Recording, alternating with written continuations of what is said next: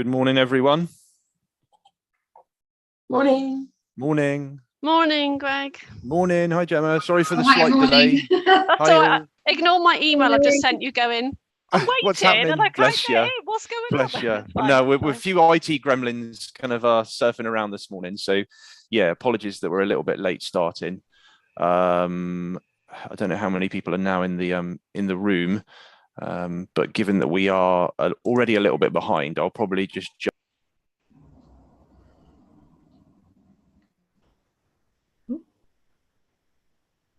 Has he disappeared for everyone else or just me? Morning. I think Greg has just been left the building. Yes. That's him done. Ironically, he's working from the office this morning, and so normally we're doing it from home, and I think there's a better Wi-Fi connection at home than there is in the office, unfortunately. So yeah, so Olivia, are you able to access Greg's slides? And I'll do my best to take you through those. So whilst we wait for the slides to come up, morning, my name is Jennifer Jenkins and I'm a member of the Wellbeing Team, and I work on Wellbeing at Work alongside Greg, Charlie and Shawnee. If you haven't met me before, then my main remit within the team is to work on the Wellbeing at Work Awards programme. So today we're here to go through the menopause awareness session. So we're delighted to be able to bring this to you today because it's a hot topic. It affects many of us, obviously 50% of the population, and it has a real impact on the workforce and well-being at work. So what we're going to do is in a minute, we'll be passing you over to Nita Dodd, who is one of our trainers within the team, and she has a fantastic session on the menopause awareness. And then after that, we'll be able to do some questions, some networking and best practice. So next slide, please, Olivia. Thank you. So I'm not Greg, but I will take you through his update as best I can. So last week, we were at the Devon Business Show held by the Chamber of Commerce. So it was a great event and nice to see some of you in person at the event. I've got the lovely Karen there in the top right with myself. Greg holding up a big foam hand at City Bus, and some of the chamber people there as well. So it was lovely to see people and to sort of raise awareness about wellbeing at work. Next slide, thank you. So just to give you an update on some of the training that we've got coming up. So if you want to book onto any of these training courses, the links are in the slide, and we'll be sending out the presentations afterwards. They'll also be on our website. But if you're interested on booking onto any of these courses, then these are what we've got coming up. We've got Mental Health First Aid 2023 dates there. And all the information and a bit about the courses is on there. If you would like more information about that, it might be something that we can talk about after the menopause awareness session, because I know that there's a few changes to mental health first aid, to the course content and things. Next slide. Thank you. So future events, we're going to be at the Devonport Market Hall on Friday the 25th of November. This is a Chamber of Commerce event, and it's specifically focusing on health and well-being with a sort of focus on sort of human resources at the event. We're going to have a stand at the event. We'll be there from 10 till 3, and I believe there's lots of other businesses going to be there talking and focusing on well-being in the workplace. So it might be something that you might want to pop along to, and I believe it's a free event for you to go to as well. Thank you. Next slide. So we have got a webinar planned for January 2023. We run 4 webinars a year, and we'd just be really interested to know, is there something that you would like us to cover in January? We've got lots of ideas ourselves, but we wanted to ask you as the business group, is there anything specifically that you would like us to cover? We've got access to lots of speakers and lots of topics, but if you would like us to cover something in particular, then if you're able to put it in the chat bar, that would be great. And then we can try and focus on some of the requests that we have coming through. Lovely. And perhaps the final slide, it is from Greg or myself. So as I said, we're going to be sending everything out afterwards. Please do keep in touch with us. If there's anything that you would like us to cover, or if you want more guidance or advice on any wellbeing topic, then please do let us know, and it can help to focus us as well. And so I'd like to now pass you on to Nita, who is going to take you through our menopause awareness session. Thank you.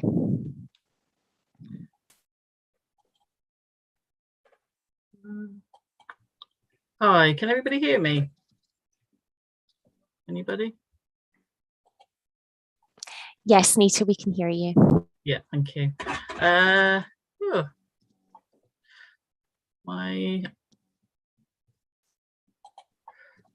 Right.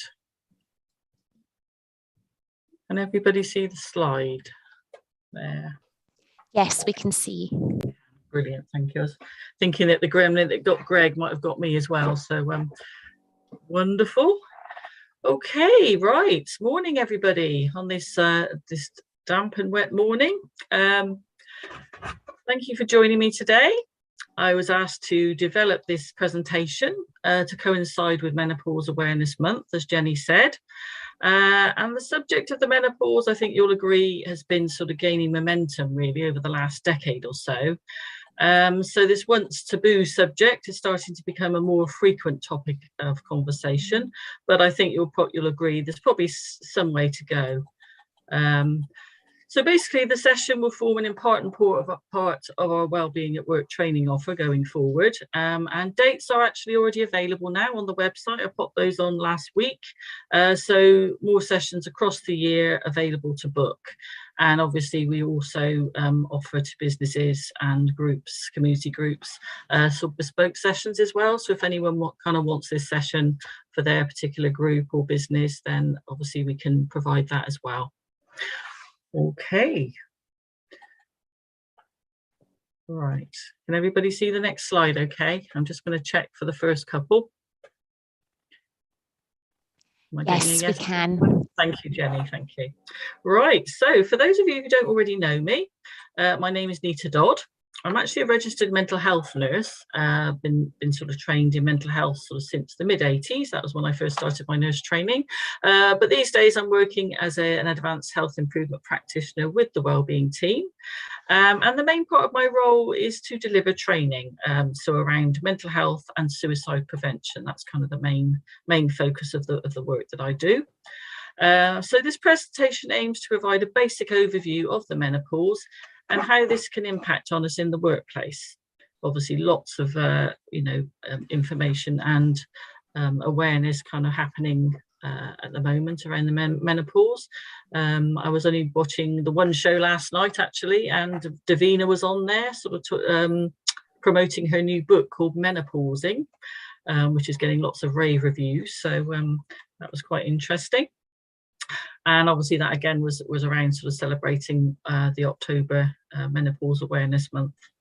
So this presentation, as I've already said, really, it's kind of information giving. It's a basic overview, a basic awareness, and there will be opportunity at the end for you to make comments or ask any questions. But I will sort of during the presentation, I'll be kind of asking for perhaps a few little suggestions in the chat bar here and there. So and one of my colleagues will be kind of reading those out, and we'll be able to have a look at those as we go. Okay, right. So what will we be covering today? So a little overview of what we'll be covering. So what is the menopause? Obviously, we'll be looking at a little bit of information around that. What exactly is it? What are the signs and symptoms? Lots of kind of obviously well documented signs and symptoms, but some of the more perhaps less obvious ones. What we can be doing to ease symptoms generally. And then we'll be looking at why the menopause is a workplace issue, because obviously that's kind of why we're here today, I guess. What is it about the menopause, what makes it so important that we kind of get it right, really, the support that we're giving people in the workplace. So what are those issues? A little bit about what the law says. So it's important to know, obviously, how the menopause is covered in law now, and what employers can do. what can they do to support women in the workplace who are experiencing menopausal symptoms. A little bit about the research, and then moving on to sort of final slides around signposting to further training and information. And there's an absolute wealth. I mean, when I was putting this presentation together, I was absolutely amazed how much information there is out there now on the menopause. So lots of information there for people to sort of have a look at. And then sort of, like I say, further training as well, which is available. Okay, right, moving on. So here we have a definition from the Mental Health at Work website. So what is the menopause? And this is the definition. So the menopause is not an illness. So really important to say that as a start on. It's not an illness or a medical condition. It is a completely normal life event for women.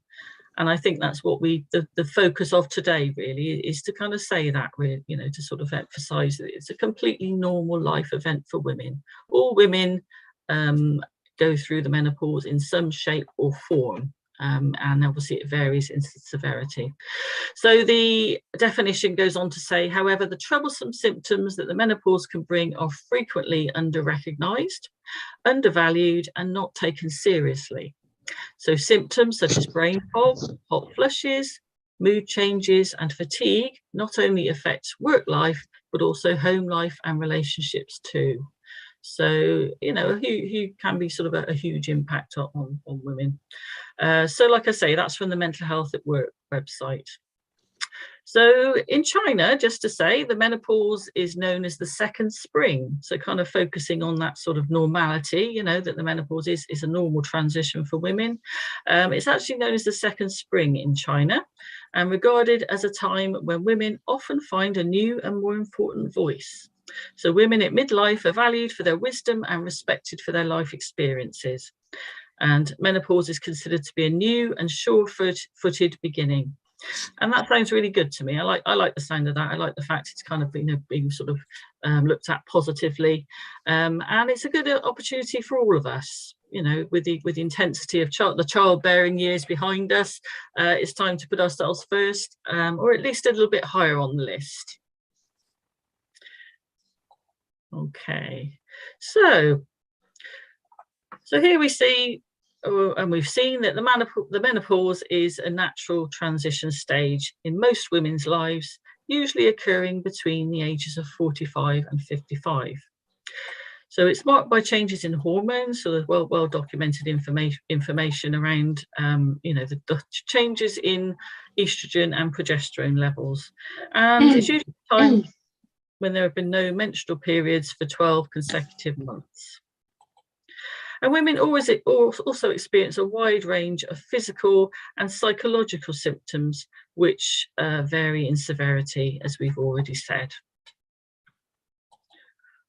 Okay, so prior to the normal menopause, at around the age of 47, women can experience perimenopause for around 4 to 5 years before. And that's usually the time when the menstrual cycle becomes a little bit more unpredictable. And women sort of find that, you know, this is kind of where the risk is, I guess, for women, because at this point in time, they're not kind of really expecting things to be happening to them. And this is the time I certainly sort of, referring back to last night when Davina was on the One Show, she was saying that the first thing she kind of noticed that things weren't quite right was when she sort of suddenly felt that she wasn't able to go to Sainsbury's when it was dark. She kind of was feeling that her confidence levels, oh no, I need to go when it's still light. I'm a bit concerned about going out in the dark. And that, obviously, anyone who kind of knows Davina McCall, she's very, very lively. She's very confident. She's sort of full of life and energy. And you wouldn't expect that to be something that she would experience. So, yeah, and other things as well that she kind of noticed about her confidence and sort of anxiety levels and that sort of thing. So starting to creep in that she was feeling that things were changing for her. And I guess that really rang alarm bells. And she wasn't kind of, you know, the menopause or perimenopause wasn't really on her radar at that point. So for some women with the premature menopause, it can happen before the age of 40. So that's when when it's kind of not perimenopause, but it's actually perimenopause. And 1 in 100 will actually experience that, menopausal symptoms before they're 40. And this could be due to premature ovarian insufficiency, or it could be as a result of medical or surgical procedures such as chemotherapy or radiotherapy or hysterectomy. But normally, under normal circumstances, there is a kind of perimenopausal phase that women experience before they then sort of go on to sort of full-blown menopause. Okay, so this image, which I'm hoping you can see okay, it demonstrates some of the menopausal issues, I feel, quite nicely. You've probably seen this one before. It is kind of used a fair bit. So I'm going to let you cast your eye over it for a couple of minutes, and then any that you sort of would expect to see there that aren't, if you could perhaps put some in the chat bar if there's something that you feel should be on there and isn't. So pop that in the chat bar, and then we'll have a look at those in a couple of minutes. Okay, so pop in any, have a little look. And then sort of pop in any that you feel should be there that aren't.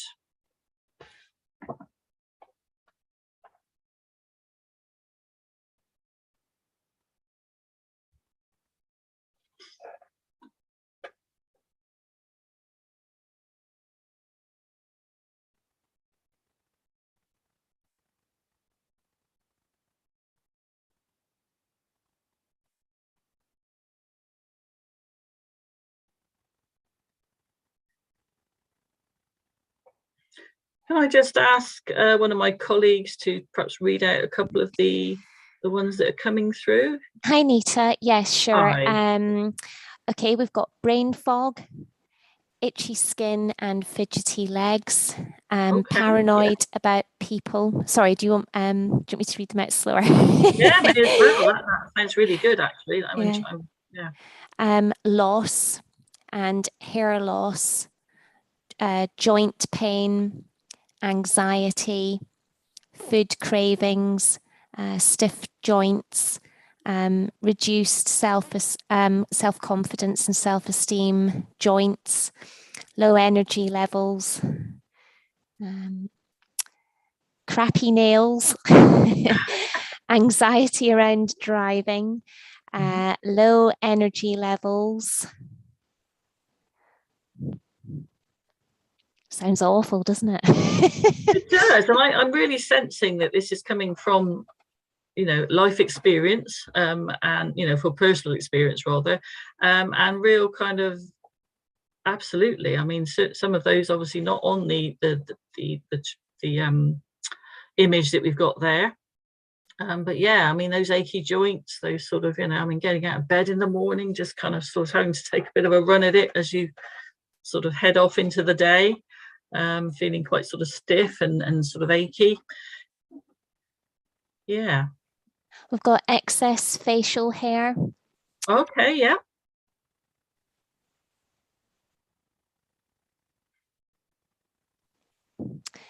Anger, newfound feeling of empowerment, for example, don't care. Yeah. Gets you into trouble, doesn't it?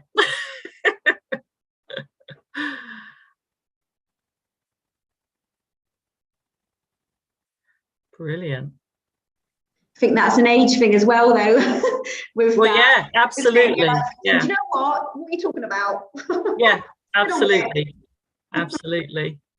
Yeah, and it can be a bit scary. I mean, sort of hitting sort of 50, and that kind of, for me, was the time when my sort of menopause symptoms really kicked in big time, to the point where I was kind of thinking, maybe I can't actually carry on with my job, and that was how I felt at that time. But yeah, and certainly coming, feeling, that sort of sense of empowerment, somebody sort of suggested that as well. Yeah, kind of a bit more sort of like, this is me, and that's kind of not apologizing for it, I guess. And we've got another one. I've been saying for years, I'm coming back as a male grizzly bear. The longer I go through perimenopause, the more I'm all for it. I'm allowed to be hairy, hungry, sleepy, angry, etc. in that situation. and Absolutely. insomnia. Yeah, definitely. So what does this say then? Is there anything, there's a lot of issues that sort of seem to come out of the menopause. What does this say? What is this kind of, in terms of kind of thinking about sort of, working, being a working sort of, having a job, trying to hold a job down, what, all of this kind of going on, what does it say? Any To thoughts? work, to retire at 50. Absolutely, I'm with you there, and still be paid. That's right, that's the problem. Yeah, exactly. Yeah, it's a huge issue, isn't it? And to think that it's only in the last kind of, well, certainly, well, like I said, when I hit 50, I mean, I'm 56 now, so 6 years ago, the menopause wasn't really something I knew an awful lot about, and it's just incredible how it impacts on people. And all of these, like we've seen from all the different sort of symptoms and signs and symptoms that kind of are experienced, which are attributable, or could be attributable to the menopause. It's amazing that we're only really starting to get awareness around it, really. Okay. So we've also got, sorry, Nita, heart palpitations. It's a bigger impact than people realise.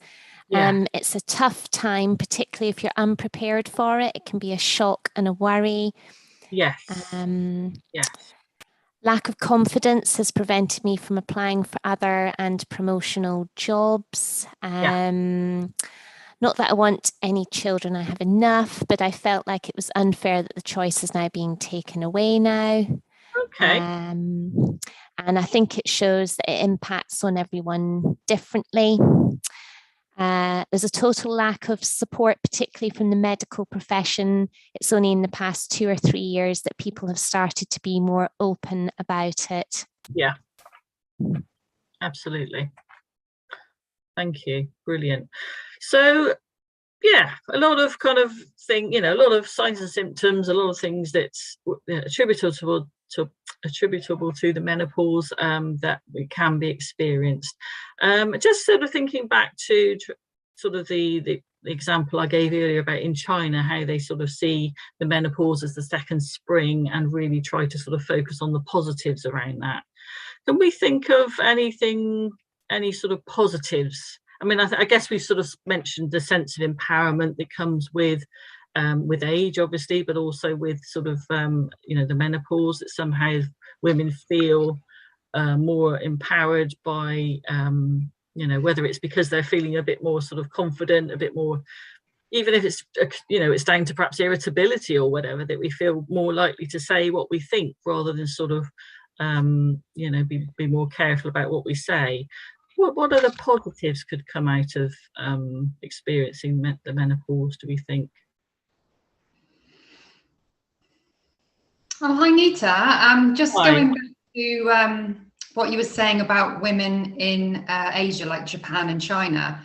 I think, they don't have a word for menopause. And I think that could potentially be related to the amount of soya products that they have from a very young age. Okay. Yeah, that's interesting. Soya, yeah, soya is very rich in phytoestrogens, and phytoestrogens help the body to adapt with too much or too less of estrogen.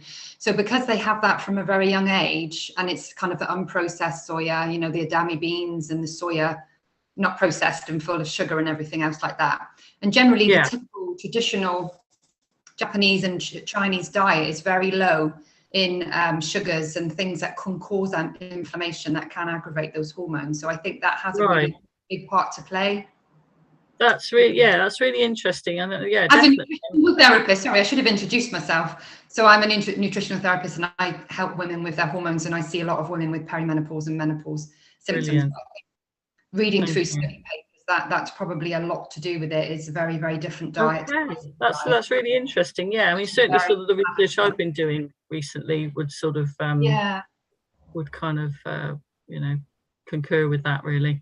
Brilliant, thank you. So so what you're saying really is that perhaps their menopausal symptoms aren't as you know, severe because of their diet, really, that they've sort of been having since I would say. they were young. Yeah, So, and I think it's a really great point that you added, that it isn't a disease, it's a life-changing life stage, you know, and I think that's important. But exactly. I think diet plays a huge part. Absolutely. Inflammatory foods. But if anyone else wants to sort of ask any more around that, I'm happy to help out, but I don't want to obviously it's your presentation, but I just wanted to add that in case anyone was maybe... No, not at all. That's what kind of what this is about. Thank you very much, Nikki, for that. And that leads us on nicely to our next slide, actually, which is kind of looking at what can help to ease the symptoms. So thank you, Nikki, for your contributions there, which obviously kind of fit in with that. You know, what can we do to ease those symptoms? Obviously going to your GP. I mean, good to go armed with some information and an idea of what you're looking for in terms of support. And certainly nurse practitioners, you know, also have a wide range of knowledge around the menopause. Is it just your GP you need to see? Do you have a good nurse practitioner in your GP practice? And we're also told these days, we're being told more and more to consult with our pharmacists. And I guess that's around sort of, you know, trying to take the burden of ease the pressure on GPs and GP surgeries, you know, go and see your pharmacist. But in my experience, they're always very busy as well, you know. So yeah, but they are very good, you know, sources of information. So certainly worth a try there. And then HRT, you know, lots of different sort of opinions around HRT. And if you do sort of go, you know, down the HRT route, the hormone replacement therapy, you know, it's about sort of having a bit of patience and taking time to get the right one, the right dose. And some people, you know, some women aren't able to take HRT because of medical reasons as well. So it can sort of vary, really. And then CBT is something, you know, talking therapy that can help with a low mood and feelings of anxiety. And I know my GP was, oh yes, get yourself, you know, on the waiting list for options. You know, have a chat with them, because, you know, obviously talking about anything helps. You know, communication is good, but yeah. So those sort of and also helping, CBT can help with sleep problems as well, and obviously that's quite a significant one. You know, impact on sleep certainly can be quite a big issue for some women. And then obviously herbal remedies, lots of kind of different schools of thought around the herbal remedies, lots of different options around that as well. I had a little trip into Holland and Barrett to sort of get myself armed with some supplements and things. And it was interesting, the guy I talked to, he was you know, it was a man, and he was absolute mine of information around sort of the menopause, supplements to take, things that are happening, and I was really impressed, actually. That was I made a bit of a shout out there for Holland and Barrett, but yeah, he was really good, and I came out sort of just chatting through with, I mean, we were about half an hour talking about the different sort of you know, symptoms and things that I was, you know, he's like, oh, what actually are you experiencing, and oh yes, this would help with that. And he wasn't just, you know, I didn't go out of there sort of, you know, carry a bag full of supplements, you know, to sort of help trade kind of thing. It was actually really useful stuff, you know, so we're worth doing. I've got these in, I don't know if you can see my screen, I've got these in my bag. I can't see your screen, I'm afraid. My friend works in a health food shop, and she gave me some free samples, a month's free samples of these, because I'm struggling myself at the moment. So I've been trying to take them when I remember. What are they called, sorry? In the chat so people can see them, but they're meant to be really Brilliant. good. Thank you, thanks for that. Yeah, I can't actually see anybody, I'm afraid, so I can't even see myself, so that's really really disconcerting, but anyway, Yeah, thank you for that. All right, that's all right. So what was your name? Karen. Yeah, Karen Joseph, is it? that's it, that's the one. Brilliant, thank you, Karen. Just making a little note of that there. Wonderful. Yes, so again, all very individual, you know, it really is, and that's the thing, and that's the difficulty, because I feel like, you know, you sort of, well, certainly in my experience, spending sort of 6 years trying to get the right, you know, learning how to manage my symptoms for me and what kind of works best, and it does take time, but definitely worth persevering. I think after 6 years, I kind of perhaps finally got it, well, good for me anyway. And also, you know, we've already talked about diet. I mean, sort of calcium-rich foods, milk, yogurt, and kale to keep bones healthy, those achy joints and things. And obviously, as Nikki said, you know, soya, sort of looking at soya options as well. And then again, I'm going to have to say it, aren't I? I'm from the Wellbeing Team, so exercising regularly, but yeah, and including those weight-bearing activities, where your feet and your legs support your weight, sort of like running, walking, and dancing. I mean, certainly not running in my case. Walking the dog, dancing when I get the opportunity, I guess. And so those relaxing exercises as well, so it will help with anxiety and kind of just helping to sort of slow you down a little bit. So your yoga, your tai chi, meditation, etc. And just to acknowledge here that sometimes low motivation and energy levels mean that exercise is the last thing you want to do. And I've certainly been there, it's kind of, oh, come on, my other half kind of, oh, come on, let's go and walk the dog. You're going to feel better when you get back, you'll be glad you did. But really, that superhuman strength that kind of, or that superhuman kind of, strength, I guess, that kind of means getting out of the chair and going and walking or whatever, because it absolutely zaps your energy, or at least it did in my case. And it's about not being too hard on yourself. At the end of the day, it's a normal process. We all sort of, as we've already said, we learn to manage our symptoms, talking to other people, what are other people going through, what helps for other people, all really good things to do. Okay, so why is the menopause a workplace issue? Because 71% of women are in work, so that's nearly 8 out of 10 women are in the workplace. So we need to kind of get this right, don't we?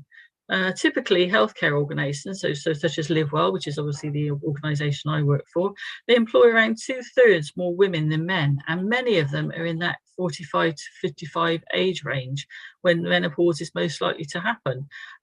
So it really does make perfect, sense, economic sense and financial sense for organisations to sort of put measures in place to support those women.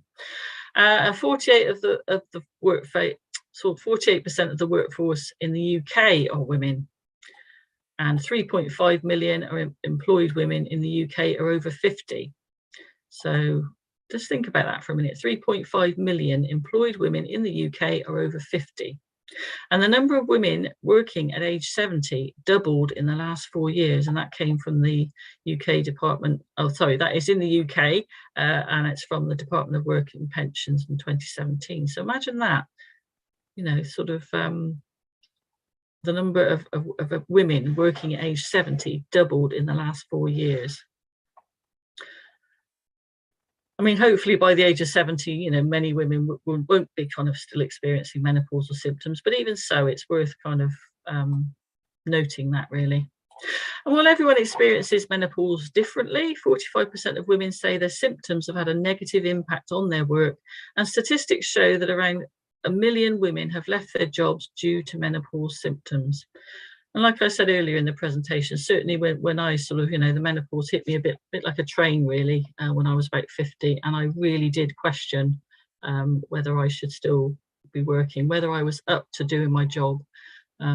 So yeah, it really is quite an issue for some women. Okay, so what are the issues experienced by menopausal women in the workplace? So obviously we've got a little list here for everybody to have a look through. I'm just wondering, as I kind of go through, if you can think of any others that are missing on here, perhaps popping those in the chat bar would be good, a bit like we did earlier with some of those other symptoms. So fear, obviously a really big one, fear amongst employees not feeling comfortable to discuss issues with their manager. It depends on your manager, doesn't it?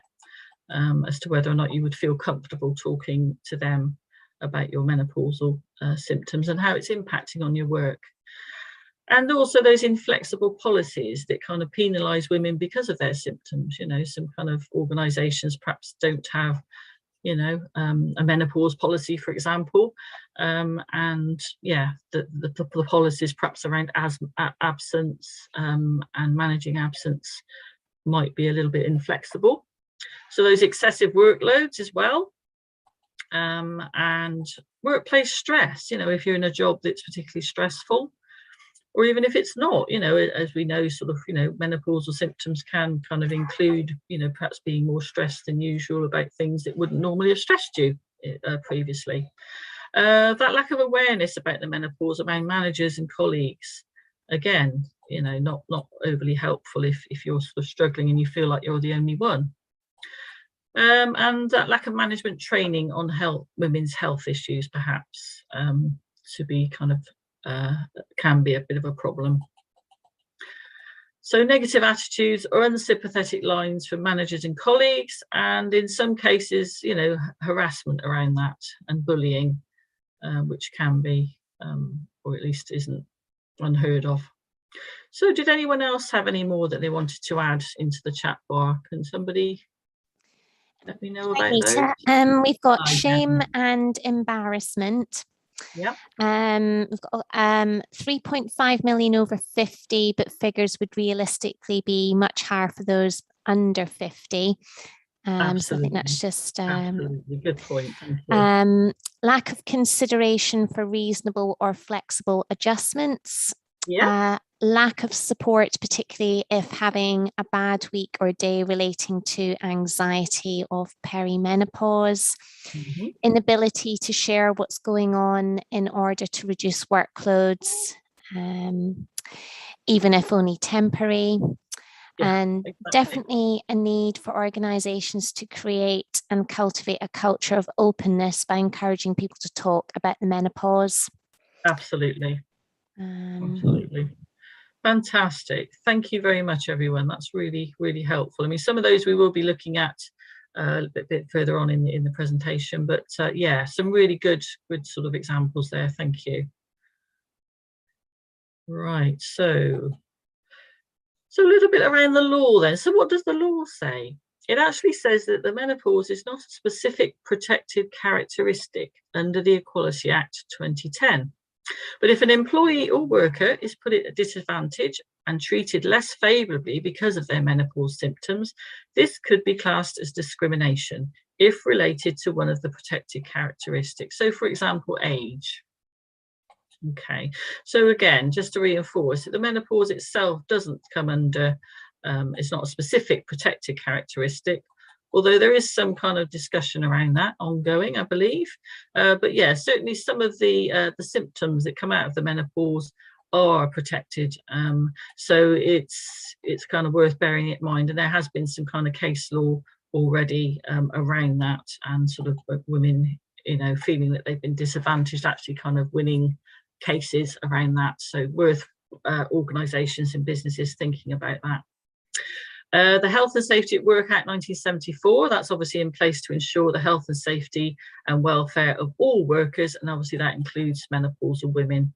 And I think all of these are kind of, you know, discussions are underway about how to improve these policies. And under the Management of Health and Safety at Work Regulations 1999, employers have a duty to make a suitable and sufficient assessment of the workplace risks to the health and safety of their employees. And obviously, again, that includes workers who might be at risk, and you know, workers generally who are at risk, but obviously menopausal women come under that. So lots of things happening, quite sort of exciting changes kind of happening within all of these. So we're really worth keeping an eye on. Certainly the Equality Act, Health and Safety at Work Act, and Management of Health and Safety at Work Regulations as well. So one's there to kind of keep an eye on really going forward. Right, so here we are. So what can employers do? And this is hopefully an endless list. I mean, I've got quite a few. I apologise for the very busy slide, or perhaps I don't apologise for this very busy slide, but there's a lot of things that employers can do. So listen up, guys. Right. First and foremost, developing a menopause policy. LiveWell have certainly got one. They've had one in place for a number of years now. And yeah, certainly kind of, and the thing is, you know, it's still, you know, managers don't actually know that they've got a menopause policy. So it's really about that menopause policy being developed put in place, and everybody knowing about it. A really big sort of launch around this new policy. You know, October, Menopause Awareness Month, a really good time to celebrate the fact that, you know, a policy is now in place in any business or organisation, and, you know, making sure it really gives clear guidance to managers and incorporates sort of providing education for management and staff. And kind of menopause awareness training, really. It is where this is all coming from. This is why I'm kind of here today, really. And incorporating those risk assessments and wellness action plans, or RAPs, as they might be known, or what. When I say RAPs, I mean the R comes from wellness recovery action plans. So yeah, it's about that recovery. You know, this is, somebody said earlier about temporary measures. You know, temporary measures could be put in place to support somebody who is experiencing, you know, menopausal symptoms in the workplace. And it's really kind of focusing on that. So the structure of that line management supervision, you know, those meetings that are had to look at, you know, reasonable adjustments can be made on that temporary basis, and reviewing, regular review, and obviously managing excessive workloads and trying to limit stress around that, albeit for a, you know, a temporary period of time. So it's around, obviously, the more sort of well-known things that we can do, or measures that can be put in place around good ventilation, windows, fans, that sort of thing, appropriate PPE, making sure uniforms are made from sort of material that it doesn't, you know, that kind of is more suitable for women who are perhaps experiencing sort of higher temperatures, shall we say. So those cotton uniforms that would be more useful. And just adopting that culture whereby it's encouraged to take regular breaks. And that's a really important one. You know, it kind of slips off the, oh yeah, take your break kind of thing. It's amazing how many people don't take regular breaks. And it's about when I say about adopting that culture, it's kind of the culture where, you know, it is encouraged that managers actually lead by example, lead their teams by example to say, yeah, we all need to take a break. Managers take a break. And then sort of the rest kind of follows, that they're actually sort of being a good role model in that way. So establishing points of contact within the workplace, so improved access to support, and encouraging development. When I say that, it's about encouraging the development of Menopause Cafes, which you may have heard of, and certainly in Live Well, I know we've got sort of a few are starting to kind of prop up here and there, where issues can be discussed and shared, that people feel, you know, they got that kind of dedicated time that's actually being, you know, is now being embedded in your culture, culture of an organization, where it can be, you know, women are given time to sort of share what's going on for them, and kind of picking up, you know, hints and tips from other women who are going through the same things. So just encouraging that culture where menopause can be discussed, you know, more safely, and creating, you know, in doing that, it's about creating that awareness as well, and using the internal comms to reduce stigma and encourage conversation. And also recording menopause absence is deemed good practice for employers. So actually any absence that is actually related to the menopause, you know, actually recording that, you know, as a menopausal issue. So apparently ACAS recommends that all sectors should do that. So it's a practical step that HR, you know, or practical HR step that businesses can actually take. It's about including questions around the menopause in the annual Wellbeing survey. And obviously, if you're part of the Wellbeing at Work Awards, which I'm guessing many of you are, you know, in your annual Wellbeing survey, are there questions about the menopause in there, or how the menopause is impacting on your employees? You know, it's thinking about that as well. And then using World Menopause Awareness Day as a permanent campaign fixture in your organisational diary. And the actual day is the 18th of October, the official day, but the whole of October is a really good time to sort of look at that and really kind of raise awareness. Again, better investment in comfort facilities and providing kind of emergency period toiletries. You know, one of the main symptoms, or one of the symptoms of the menopause, can be sort of really heavy sort of bleeding, and it kind of, you know, you can be caught unawares. You know, you perhaps sat there in a meeting and suddenly you sort of feel you know, a flood, which I certainly, you know, I have done myself. And yeah, really important that perhaps when you are caught out like that, that it'd be really good for employers to have, you know, period toiletries in their toilets and comfort facilities. And there's just this kind of all around nice comfort facilities, you know, just generally, really. And it's about challenging those negative attitudes. So finally on there, you know, you hear things, you know, people saying things, you hear someone perhaps being berated for kind of coming up with something that they're experiencing. It's about challenging that and not be frightened to do that. And that all comes along with that culture, really, doesn't it? Okay. So the Women's Health Strategy for England. In August 2022, the Women's Health Strategy for England detailed the government's 10-year ambitions and the actions that we're talking about now to improve the health and well-being of women and girls in England. And as part of this work, the UK Menopause Task Force was established to improve holistic support for the menopause across the UK and focusing on 4 key areas. And now those areas were healthcare provision, the education and awareness for population and healthcare professionals, workplace support, and research, evidence and data. So a really kind of important one there. So the Women's Healthcare Strategy, or rather Health Strategy for England. And I'd be interested to know if anyone's heard of that one before, but if you haven't already heard of it, well, you certainly have now. So another one to keep an eye on, and I think I've got the link in my signposting slides at the end there.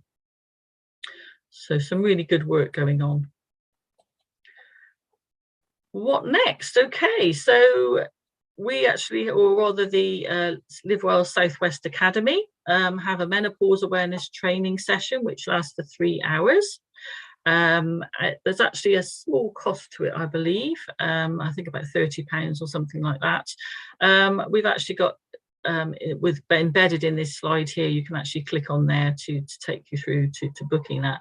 But basically this session is designed to provide more detail around the menopause. It's aimed at managers, team leaders, menopausal women, or anyone who wants to learn more about the topic.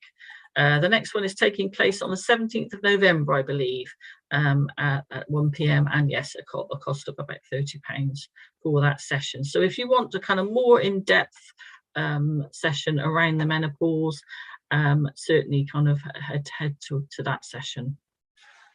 So the training is designed to provide more detail around the issues faced by menopausal women in the workplace. Those include increased awareness amongst managers of menopausal issues and a greater toolbox for male managers in particular. A change in culture where women feel more comfortable talking about what impact the menopause has on their working lives. And what are the options around flexible working hours and working arrangements to help manage symptoms? There's also a section on transgender issues and what kind of the menopause, the impact there as well. So really worth sort of having a look if it's something that you would like sort of further detail around. Okay, you may or may not have already heard of the Wellbeing of Women Workplace Pledge. So NHS England and Live Well Southwest have recently signed up to this particular pledge. And by signing, you'll be committing to recognising that the menopause can be an issue in the workplace and that women need support. About talking openly, positively and respectfully about the menopause, and actively supporting and informing your employees who are affected by the menopause. And at the end of the slide there, I've put make your pledge, and you've got a little sort of, if you click on that one, you can actually sort of go through to the website and put your pledge in place. So like I say, Live Well are kind of going to be sort of advertising that across October, but certainly we've already signed up, which is really good. Okay, just a very quick time check. Okay, it's about 5 to 11, so we'll just kind of we're nearing the end of the presentation now. So October is Menopause Awareness Month. So what plans do you have to raise awareness in your organisation or business. So your opportunity now, just to put some suggestions in the chat bar about what you're already going to be doing, or what you're perhaps thinking you might want to do. It'd be really great to see what other organisations are going to be doing across October to around menopause awareness.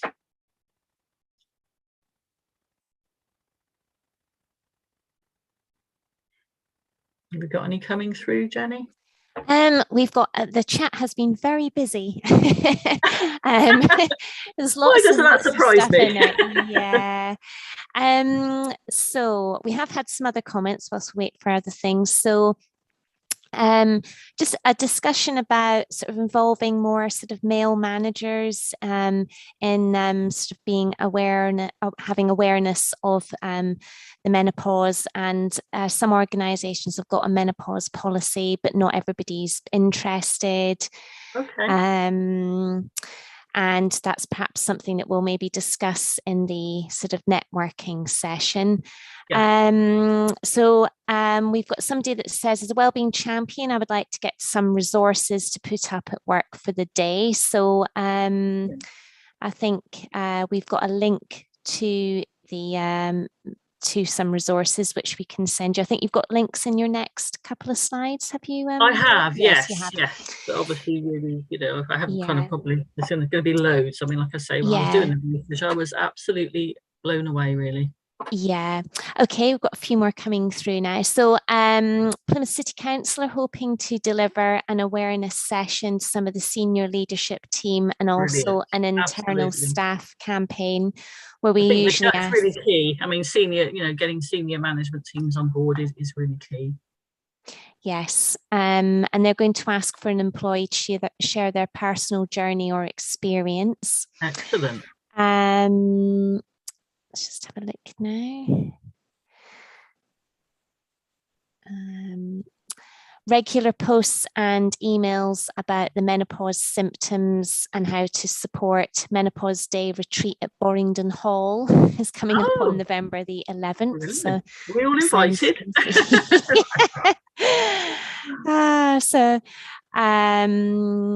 Let's see here. Sorry, I'm just having hoping to launch a menopause policy that week. So that sounds like a great thing to do. And another person launching a menopause policy, daily communication to raise awareness during the week of the 18th, a new intranet screen with resources and links to support manager session. Somebody else has set up a section on their internal internet providing information on the menopause, and each week this month we are adding new information such as nutrition tips and how to deal with particular symptoms. Brilliant. A menopause champion, which sounds like a good thing. And what else we got? Proofreading the staff handbook and go back to check to see if there's a policy and some guidance in there. Bought a couple of books on the menopause that will be available for staff to borrow. Okay. Our service has started a menopause group for colleagues that includes updates on new medical interventions, up-to-date advice, tips, some fun and open conversations, followed by mindfulness at the end. Oh, I like the sound of that. Yeah. Someone's going to share their wellbeing board, which is digital and in the office, and include awareness of information as well as some of Davina's advice and link to her book. And they think that they will now speak to male managers and get them involved. So quite a lot, which is amazing. Absolutely, yes, and no surprises there really. I mean, new information, new knowledge, new awareness happening all the time. So yeah, really exciting time to be kind of you're talking about the menopause, really. Fantastic, thank you. Right, so just my final couple of slides really are just those signposting links there. Obviously, we've already talked about the Wellbeing of Women Workplace Pledge. Menopause Matters website is really good as well. There's a link there to one of the articles in there.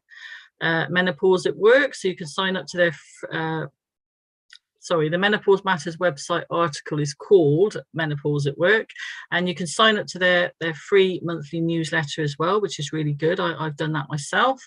The NHS menopause information as well, it is really good. NHS employers, and Unison, the menopause and work, a Unison guide, also a really good a good shout as well. And some more here. So the Daisy Network for information certainly around premature menopause. That's a really good one to have a look at. Menopause Cafes and information about those and how to set them up. Women's Health and Concern provides a confidential independent service to advise and inform and reassure women about their gynecological, sexual and post-reproductive health. Queer Menopause, our mission is to raise awareness of LGBTQIA plus menopause. And gov.uk Women's Health Strategy for England, which obviously we spoke about earlier as well. So some really exciting work being done there around the task force that they got working at the moment. Okay, and many, many more. And it'd be really great if people have got other ones as well they want to share, and pop those in the chat bar.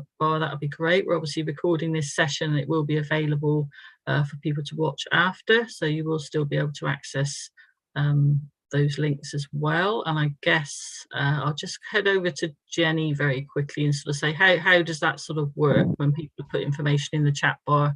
Do they then sort of get access to that following the session? Well, after this session later on today, everybody will have links to the presentation, so all the slides will be available, and you can obviously access that YouTube link to the recording. So if you want to play it to other people within your organisations, they can do that. And in terms of any additional resources, if people want to share anything additional, we can capture that in the follow-up email to you all afterwards as well. So if people post things in the chat, we can try and pull that together and then incorporate that in the follow-up email afterwards. And obviously we're having the networking session now, and I think Greg is back with us, so I shall possibly pass back to him if you are there, Greg. I am. Thanks, Jenny. Hopefully everyone can hear me all right. And yeah, a massive apologies for that technical issue at the start. But thank you, Nita. That was amazing. I think, like Jenny said, I've never seen the chat bar so busy. Lots of discussions, lots of questions, lots of thoughts, lots of kind of suggestions. So an excellent session, and thank you again, for coming along and taking everyone through that. No worries at all. My pleasure. Yeah, no, it's brilliant. And I think I know I've jotted down a few kind of questions which I think I wanted to kind of revisit as part of this next part of the session today, because it's really a kind of now open to everyone to sort of ask any questions, talk about what they're doing. It really is just up to us now. The next 20-30 minutes, we've got that opportunity to talk about anything we've heard. So yeah, what does anyone want to kind of open up? I'll open up the floor to everyone really. And got any questions for Nita or comments? You're getting lots of thanks in the chat bar, Nita, that's for sure. Brilliant. Thank you. I just want to say I think it's refreshing to have this, because I'm turned 50 myself this year, and sometimes I feel like I can't control what's going on in my life. And obviously I work in learning support, and I have to work with teenagers in a quite volatile, chaotic environments at times, and I was a youth worker as well, so I'm like working with lots of high safeguarding young people, and I struggle a little bit to do that job when I'm on that coming up to that kind of time of the month as such, when it is or when it isn't. So that's the kind of thing, Nita, I was thinking, what advice, because like generally I can do my job really well, but when I'm coming up to kind of the time of the month, as they call it, because I'm still having my regular periods, I feel different than what I did 10 years ago. So trying to cope in a stressful environment is quite hard, and people go, "Oh, just get on with it, you'll be all right." Do you know what I mean? It's like, there's a lot of that I noticed with women that I work with as well. Yeah, I mean, do you have a menopause policy in your organisation? That's one question I'm going to ask.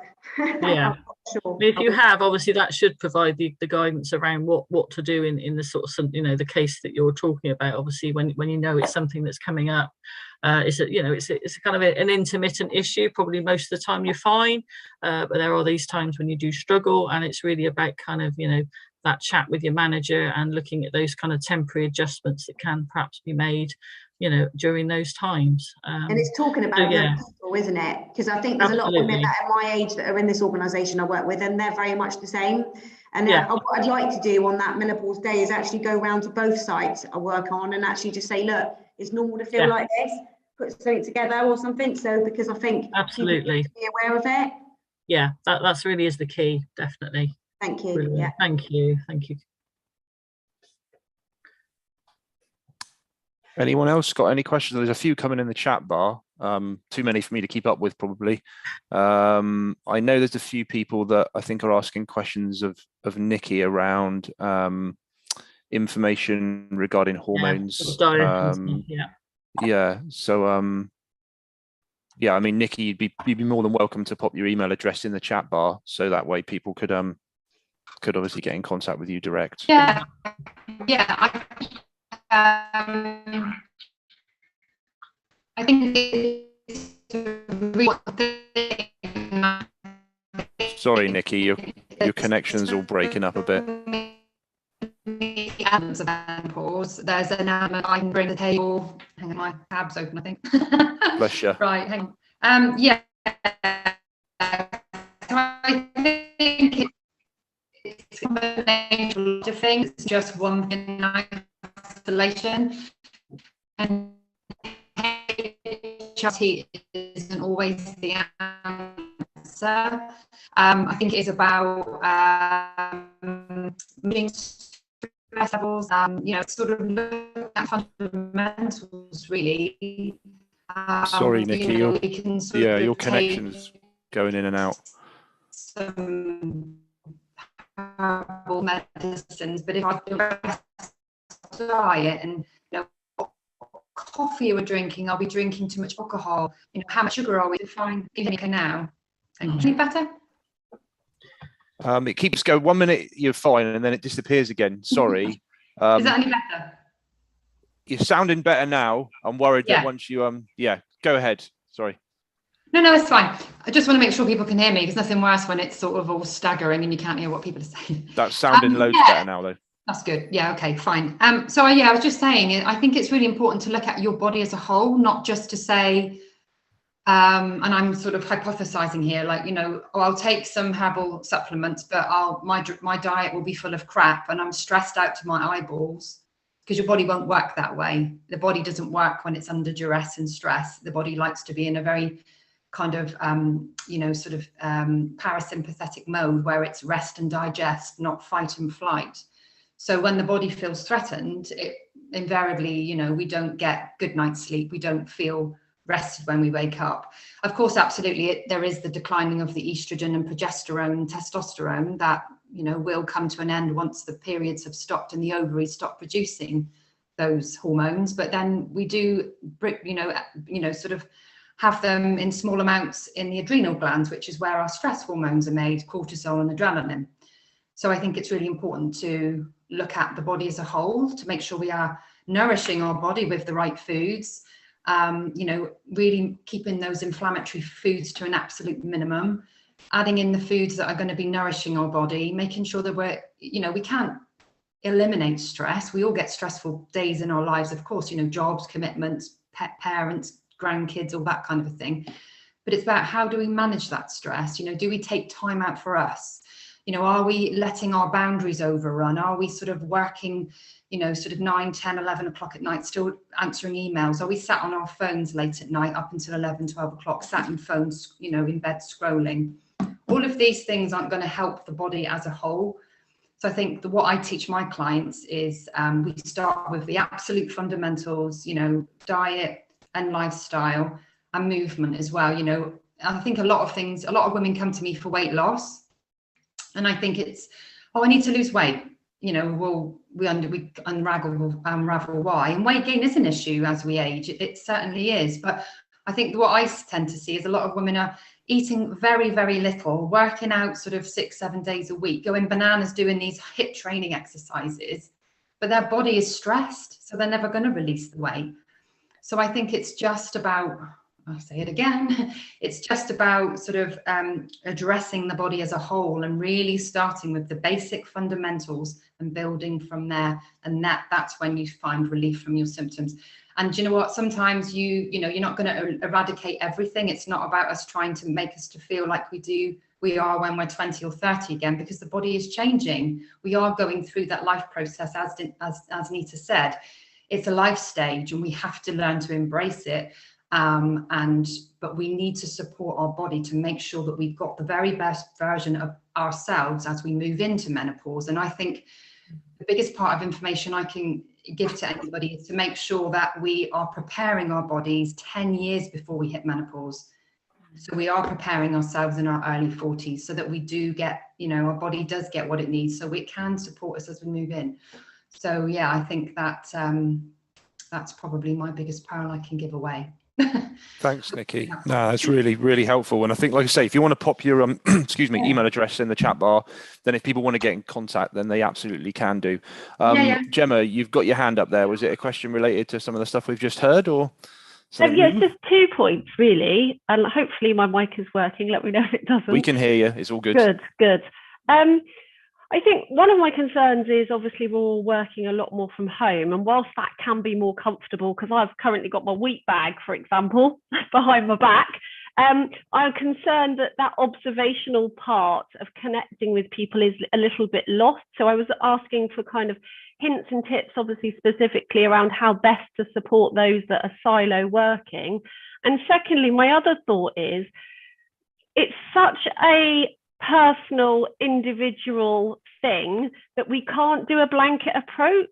I'm quite boundaried and leave my personal life to me at home. So not everybody is going to want to share it. And I think we have to respect that as well. It's great that we're all encouraging everyone to have open conversations, and I'm not arguing against that point. I absolutely 100% support that. But equally, I support those that prefer not to talk about it, because it does come down to that individual choice. And I think we have to treat everybody as an individual rather than a blanket approach. But yeah, any tips on the silo working and how best to support, I'd appreciate. Thanks, Gemma. Has anyone got any thoughts around that question? Hi, Greg. I was just going to say that I think just to echo what Gemma has said, encourage talking. So every time there's a line management meeting, every 3 months, you know, include wellness and ask general wellness questions. It is up to that individual if they want to, you know, disclose anything or not. But I think it's just having that sort of holistic well-being approach that you make sure you ask how that person is and giving them the platform to talk about something, which could then lead on to conversations about possibly, you know, making any reasonable changes and things if necessary. But it is hard, as Gemma has said, if somebody wants to talk, they'll talk, but if they don't, that is their sort of wish as well. And it's kind of how that is impacting on their work, isn't it, really? It's kind of, you know, if there are issues that are happening that they're aware of, they might not want to talk about it, but they might, you know, it's important, obviously, if it is impacting on their work, then that should be something that perhaps they can address in their line management. Yeah, so it's about that impact on work, I guess, isn't it? Which is kind of why we're here today, really.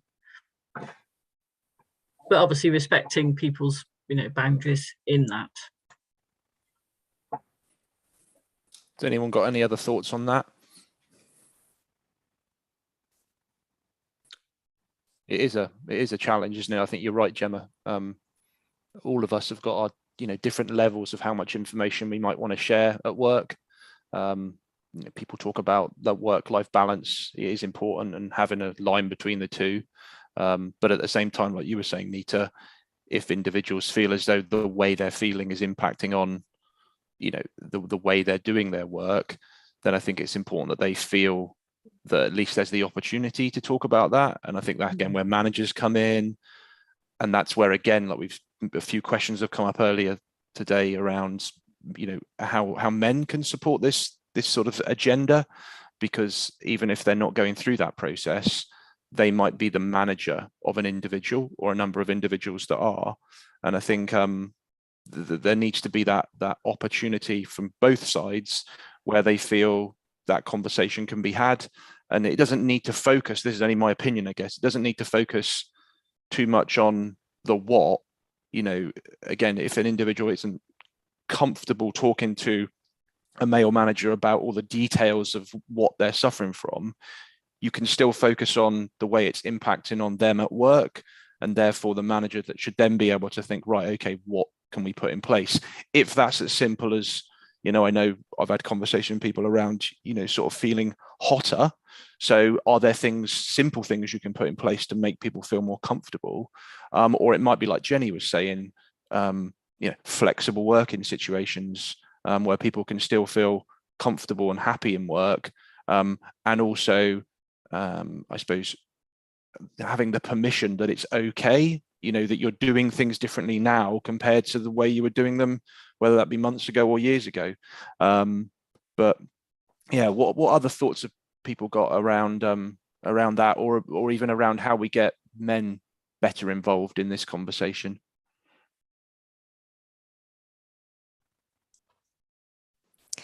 Greg, I was just going to say Chris Hall. I don't know if Chris is still here. He's just had to run away, but he said it was a fantastic presentation, and from a male perspective and being a manager, he's felt that this presentation insight has been very valuable, and he's going to take so much away and bring it back to the workplace. And he thinks that the training, that more male managers and organisations should undertake the training and education on how to support and feel more confident on the topic.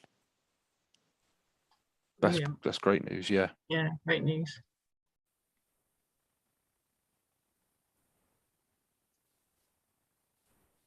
Has anyone else got any thoughts or anything else they want to ask of Nita, or anything they've heard? Andrew?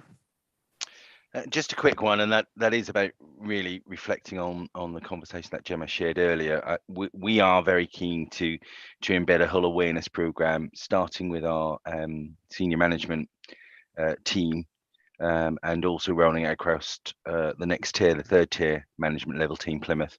So in terms of making males aware of this particular matter, it is going to be tabled, it is going to be communicated across Plymouth City Council, and we're hoping that we can then roll that across the whole of the organisation, particularly within our frontline services arena, where we do have a lot of male work colleagues, and making sure that they are aware of some of the impact of their behaviour and language, which may have detrimental effects on our female colleagues as well. So there is a big agenda that we need to be putting in place in terms of menopause awareness. Brilliant. That's fantastic. Thanks, Andrew. Is it Karen? You've got your hand up as well. Jump in. Yeah, that's right. Mine is a female because we work as a training provider, but there's a lot of women in our and I saw a thing online that said that there's quite a lot of over 50s. I reckon it's like 50% or something of women over 50, and I noticed that their moods of the women is quite an open plan environment as well. Some of the office, that can be quite difficult because if they're feeling hormonal or their moods or their anxiety, it's picked up a lot from other people. So it kind of breeds, if you know what I mean, it kind of breeds kind of thing. So I'm trying to think of ways that can help people in that environment with women, because I'm one of them probably, that could actually help them. Do you know what I mean? I don't know what could be done that we can say it's okay if you're feeling like this, or I'm not sure what I'm trying to get at, but I've noticed it being in I haven't really worked in an environment where there's so many women before, and I can see there's lots of anxiety, a lot of like anger and things like that certain times. Do you know what I mean? I'm trying to but it's just trying to help those people rather than take it out on each other. If that makes sense. Yeah, it's about that communication again, isn't it? I mean, would people be amenable, perhaps having, getting them all together for a bit of a chat or a sort of informal, group supervision session or something like that, where they could all, rather than sort of, bringing it into the workplace as such, Exactly. having protected time away, perhaps putting a little flyer up or something, anyone sort of want to come and have a chat Well, I was about. thinking, because I'm a wellbeing champion as well. So I was thinking maybe I could put that forward to the board and say, look, I'm quite happy to do a kind of drop in or at lunchtime or something, just so a drop in is good. Okay. Yeah, anything like that, really. Brilliant. Okay, thank you. Thanks, Karen, and thanks, Nita. We've had a good few examples here of people having positive experiences, where men have been involved. Someone talking about trial lead was a man, and she was pleasantly surprised again how empathetic he was.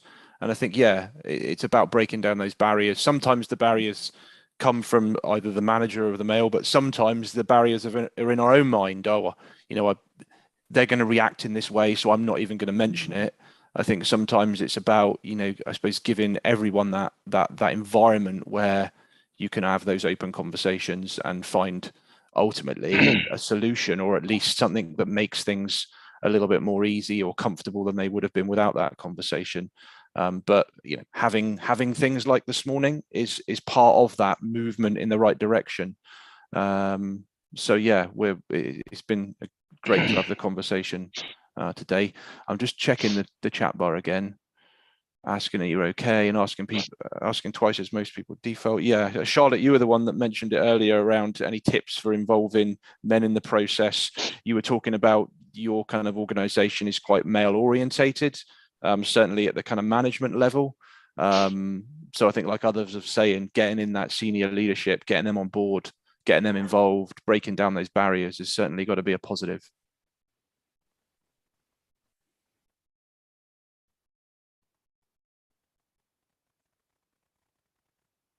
If anyone's popped things in the chat bar that they just want to kind of turn their mic off and mention as well, things that we might have missed, I'm more than happy for you to do so.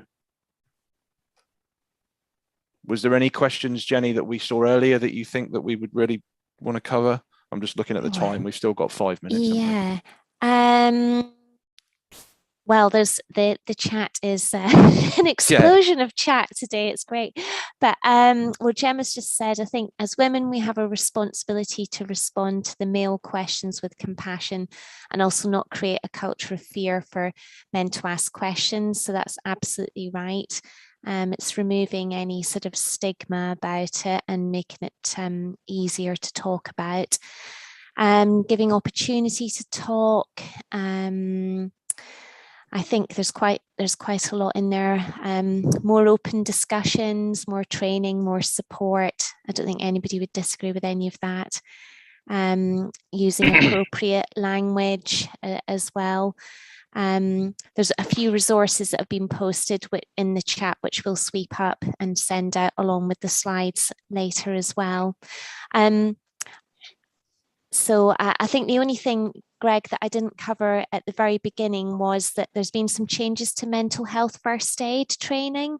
I didn't know if they were worth just, I've mentioned that there's training that people can book onto next year, but I don't know if there was any changes that needed to just be mentioned. Yeah, I could talk about a few bits on those as well. I know there was another couple of points that I could close with as well. Sam, did I see your hand go up, or have you popped it in the chat bar? You fought. Go ahead.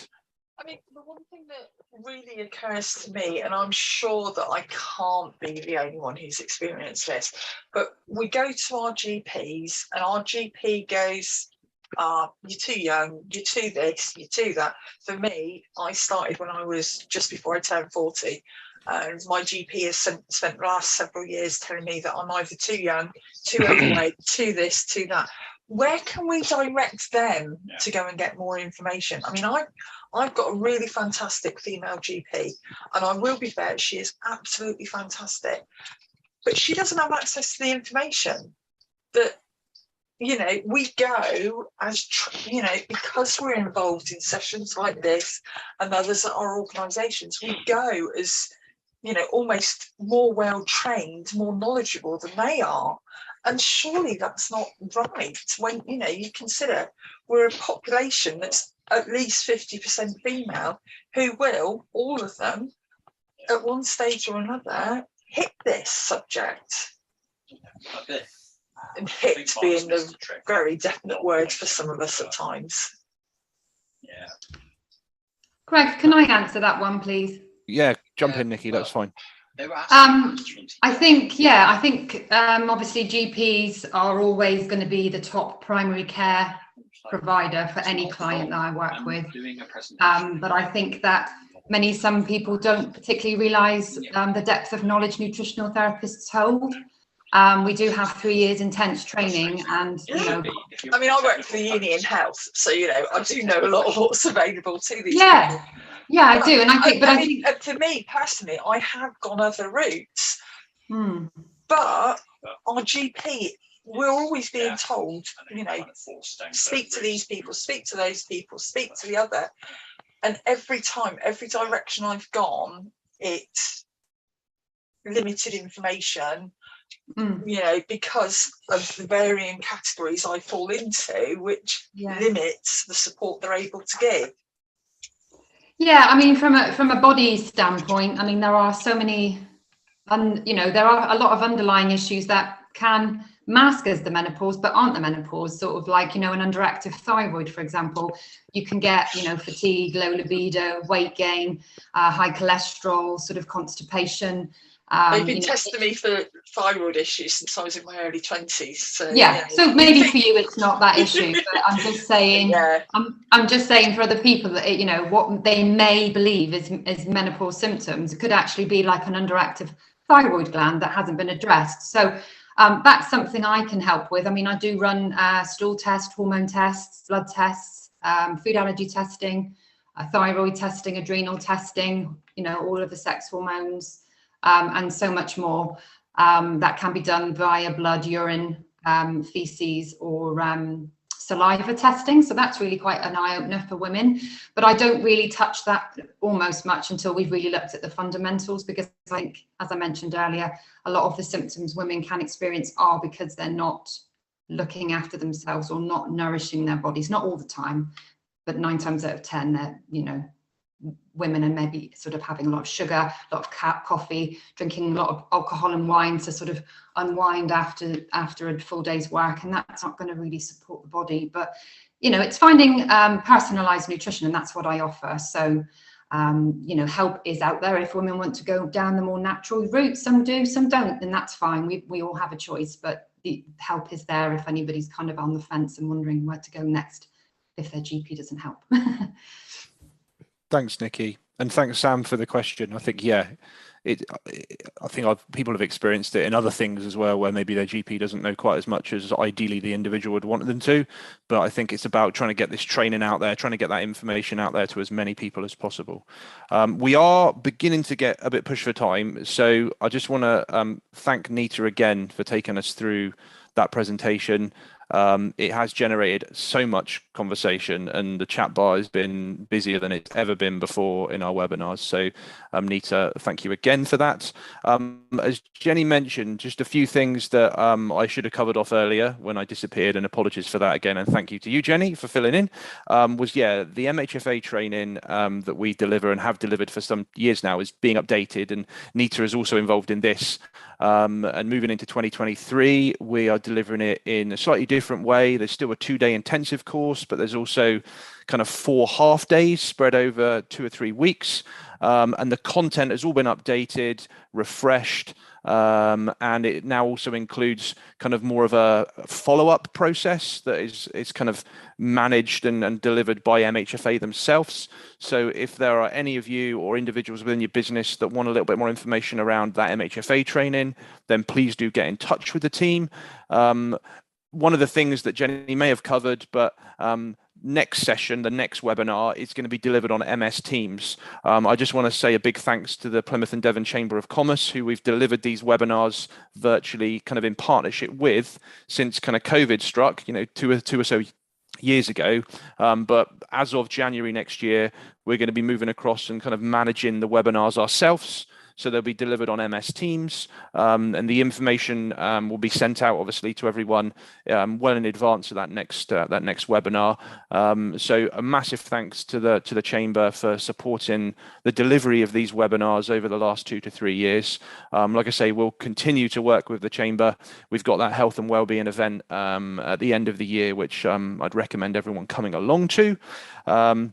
And thanks everyone for your contributions and your input. It really has been an excellent session today.